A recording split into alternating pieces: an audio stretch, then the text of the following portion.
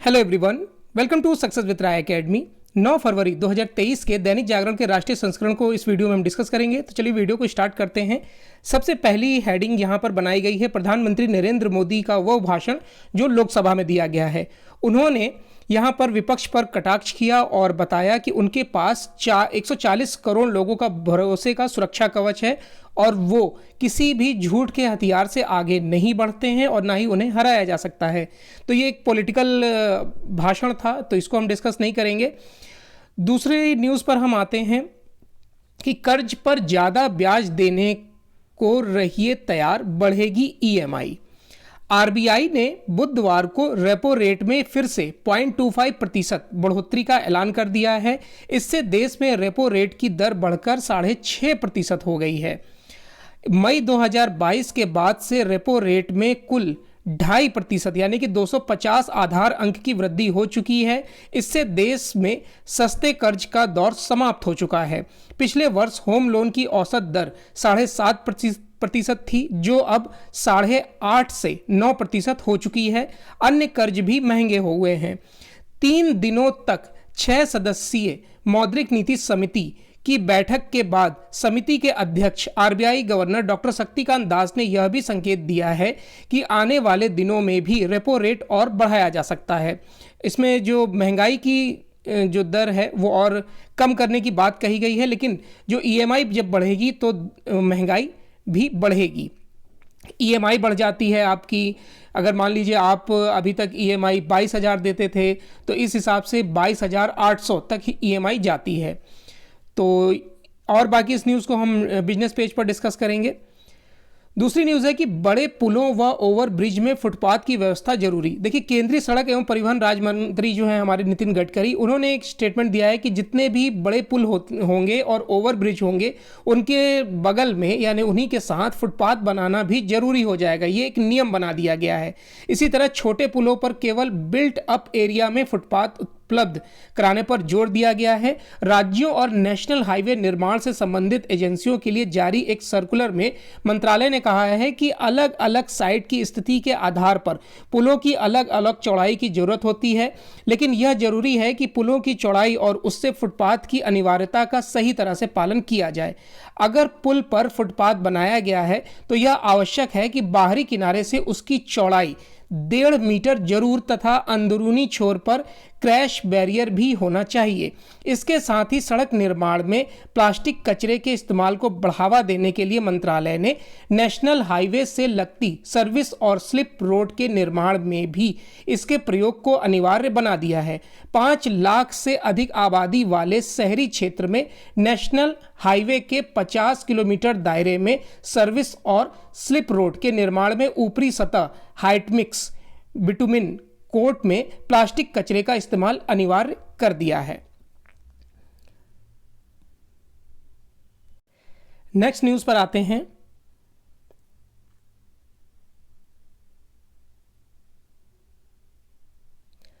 एक यहां पर बड़ी इंटरेस्टिंग सी न्यूज़ है, इसलिए इसको देख लेते हैं कि मोदी ने पहनी प्लास्टिक की बोतलों से बनी जैकेट। प्रधानमंत्री नरेंद्र मोदी के हर एक बयान और कदम का कोई मकसद होता है। सुरुचिपूर्ण कपड़े पहनने के शौकीन मोदी ने बजट सत्र के बुधवार के दिन को अपने परिधान से भी खास बना दिया। इस बार उन्होंने नीले रंग की खास किस्म की बंद गले की रिसाइकिल जैकेट पहनी। यह जैकेट 28 सिंगल यूज प्लास्टिक की बोतलों से बनाई गई है। इसमें बताया गया कि जो सुबह यानी कि बुधवार की सुबह राज्यसभा में उनकी यह बिना बाजू की सदरी चर्चा में आ गई। उनकी प्लास्टिक की बनी इस सदरी को 28 पेट बोतलों को पहले मामूली टुकड़ों में बदला गया और फिर उससे बने चिप से इस जैकेट को तैयार किया गया है। नेक्स्ट न्यूज़ पर आते हैं। चीन सीमा पर ऊंचे स्थल पर टनल बना रहा है भारत। भारत ने चीन से सटी वास्तविक नियंत्रण रेखा पर सड़क, पुल और टनल निर्माण के कार्य को टॉप गियर में डाल दिया है। इस बारे में दशकों पुरानी सोच को दरकिनार करते हुए पूर्वी लद्दाख से लेकर सिक्किम तक और पूर्वोत्तर में अरुणाचल प्रदेश स्थित एलएसी के पास रणनीतिक दृष्टिकोण से महत्वपूर्ण पूरे इलाके में हर मौसम में काम आने वाली सड़क के निर्माण का काम शुरू हो गया है। सबसे महत्वपूर्ण जो लद्दाख स्थित चुशुल से डेमचोक के बीच 135 किलोमीटर लंबे सड़क मार्ग का काम पिछले महीने ही शुरू हो चुका है। यह जानकारी विदेश मंत्री एस जयशंकर ने दी है। अरुणाचल प्रदेश के तवांग जिले में भारत चीन की सीमा के पास दुनिया के सबसे ऊंचे स्थल पर सुरंग यानी जो 13,000 फीट की ऊंचाई पर है का निर्माण कर रहा है। इसमें चीन सीमा से सटे भारतीय हिस्से में वर्ष 2002 से वर्ष 2014 के बीच 3,610 किलोमीटर लंबे सड़क मार्ग का निर्माण किया गया था, जबकि 2014 से 2022 के बीच 6,806 किलोमीटर लंबे सड़क मार्ग का निर्माण किया गया है। इस इलाके में पिछले 8 वर्षों में 22,439 मीटर पुलों का निर्माण किया गया है, जबकि इससे पहले के 12 वर्षों के दौरान 7,270 मीटर पुलों का निर्माण किया गया है। पहले से जो परियोजनाएं चल रही थीं उनकी रफ्तार भी बढ़ा दी गई है। चीन की सीमा पर सेना तैनाती के लिए बहुत ही महत्वपूर्ण समझे जाने वाले 16 रास्तों को खोलने का काम समय से पहले ही पूरा कर लिया गया है। इससे दूर दराज के इलाकों की आर्थिक स्थिति भी सुधारी जा सकेगी। इससे जोजिला दर्रे को अब सिर्फ 2.5 महीने के लिए बंद किया जा रहा है।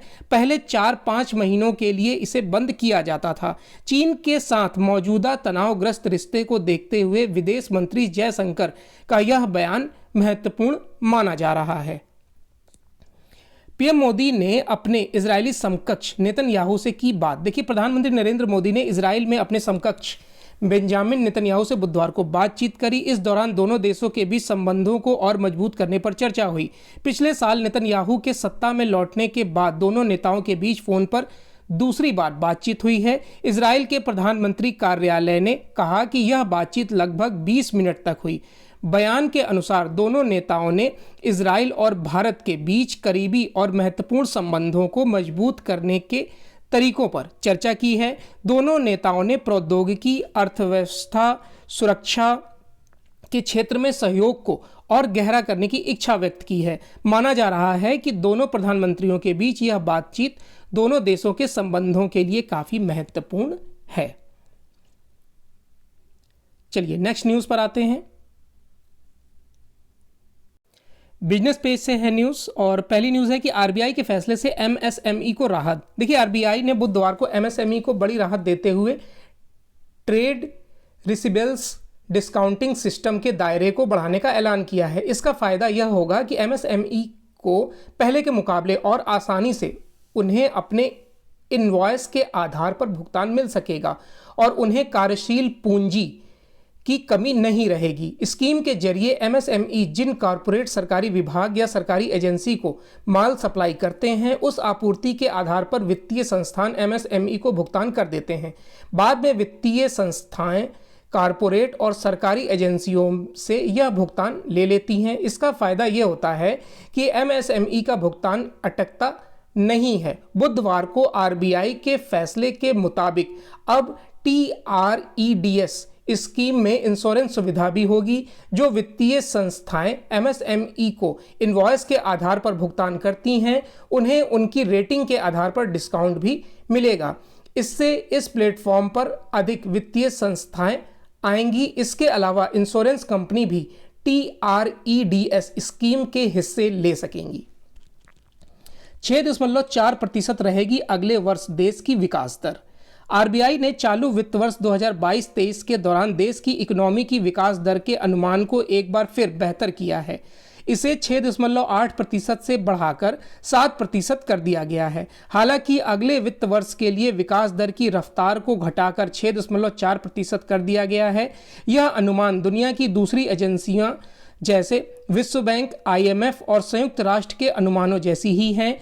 देश की इकोनॉमी की मौजूदा स्थिति को केंद्रीय बैंक ने सितंबर और दिसंबर 2022 में अपने आकलन से बेहतर माना है, लेकिन यह भी माना है कि वैश्विक अनिश्चितता से अगले वित्त वर्ष के दौरान तिमाही विकास दर गिर सकती है। आरबीआई ने कहा कि जो अप्रैल-जून 2023 में विकास दर 7.8% रहेगी और जो जुलाई सितंबर में 6.2%, अक्टूबर-दिसंबर में यह 6% और अंतिम तिमाही में यानी कि जनवरी से मार्च 2024 में यह घटकर 5.8% रह जाएगी।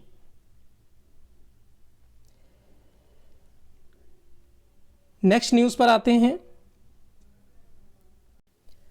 इंटरनेशनल पेज में जो सीरिया और तुर्की में भूकंप आया था उसकी भयावह तस्वीरें हैं। मदद की जा रही है, ऑपरेशन दोस्त के जरिए भारत मदद कर रहा है, सहायता सामग्री भेज रहा है। तो अगर आपसे एग्जाम में पूछता है कि ऑपरेशन दोस्त किसके लिए चलाया गया था, तो तुर्की में जो भूकंप आई थी त्रासदी, उसमें मदद के लिए जो सामग्री भेजी गई ऑपरेशन दोस्त के तहत ही भेजी गई है। नेक्स्ट न्यूज़ है कि चीन संप्रभुता के लिए खतरा बना तो सुरक्षा के लिए हर जरूरी कदम उठाएंगे बाइडेन। जासूसी गुब्बारे को लेकर चीन ने तनातनी के बीच अमेरिकी राष्ट्रपति जो बाइडेन ने चेतावनी देते हुए कहा कि अगर चीन हमारी संप्रभुता के लिए खतरा बनता है तो हम हर वक्त कदम उठाएंगे जो देश की सुरक्षा के लिए जरूरी होंगे। इसके लिए हम सभी को एकजुट होना पड़ेगा।